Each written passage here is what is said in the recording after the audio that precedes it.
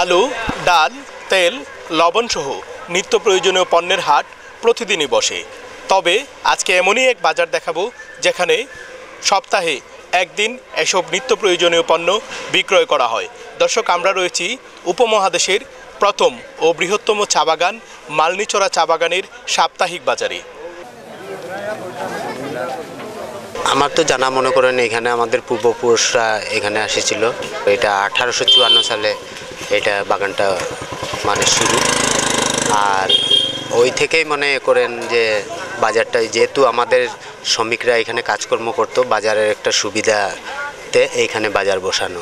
যেভাবে মাসিক এক মাসে যেতে বাজার করলে এক মাস আর পুরোটা বাজার করা লাগে না, সেই ইয়েতেই আর কি এইখানে আমরা সাপ্তাহিক বাজার বলি এটাকে। আমরা এক সপ্তাহ বাজার করলে আর কি এই মাঝে মধ্যে সমস্যা হইলে আর কি কিনা হয়, আর না হইলে আমাদের পুরো এক সপ্তাহে এই বাজারটা করলে আমাদের পুরোপুরি পুষে যায় আর কি। প্রতি বৃহস্পতিবারে এখানে বাজারটা হয়। আমি ৬-৭ বছর ধরে এই জায়গায় আসি, ঠিক আছে। আসার পরে প্রতি বৃহস্পতিবারে তাদের বেতন দেওয়া হয়। সাপ্তাহিক বেতন দেওয়ার পরে তারা আমাদের কাছে জুতা নেয়, অন্যান্য মাল আছে সবগুলো এই জায়গাতে নেয়।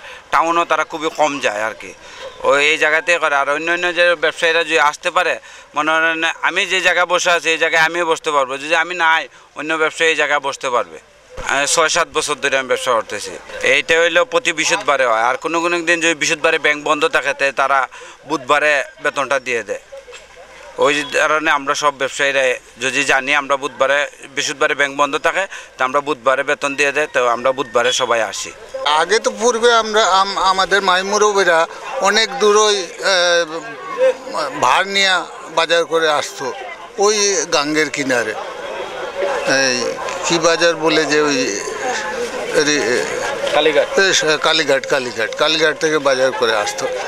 তারপরে আস্তে আস্তে দেখা যায় এইগুলাতে বাজার সৃষ্টি হইল। যখন কিছু কিছু লোকজন ব্যাপারীরা বসে, তারপরেই বসতে বসতে বসতে বসতে শুরু হয়ে গেল বাজার। তারপরে এখন আমাদের কিছু সুবিধা হয়, এখানে সব ধরনের যারা ব্যবসায়ীরা আসে।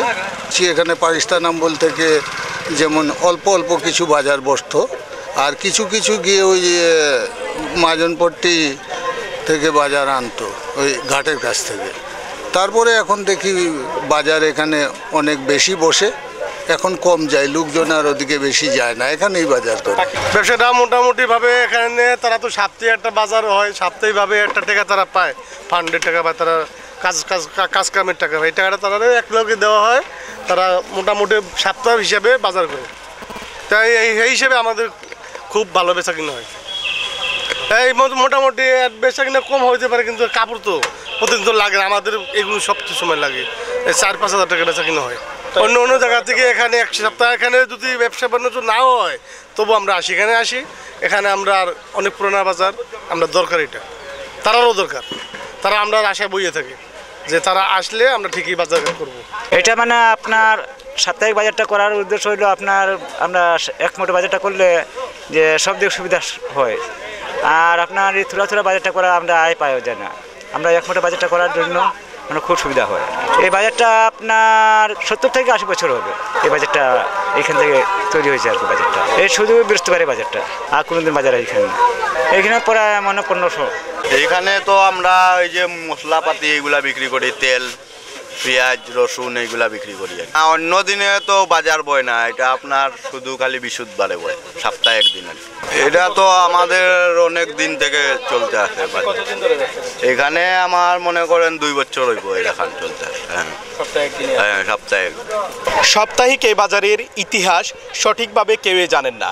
ধারণা করা হচ্ছে প্রায় শতাধিক বছর আগে এই বাজার প্রতিষ্ঠিত হয়েছিল উপমহাদেশের প্রথম এবং বৃহত্তম চা বাগান মালনীচড়া চা বাগানের শ্রমিকদের জন্যই।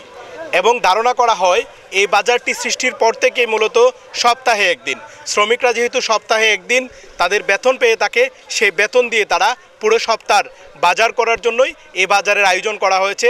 এবং এটা দীর্ঘদিন ধরে চলার পরেও আজ অবধি চালু রয়েছে, এবং এটা আরও কতদিন যাবে সেটা দেখার পালা। আমির মাহবুব, সিলেট ভিউ, সিলেট।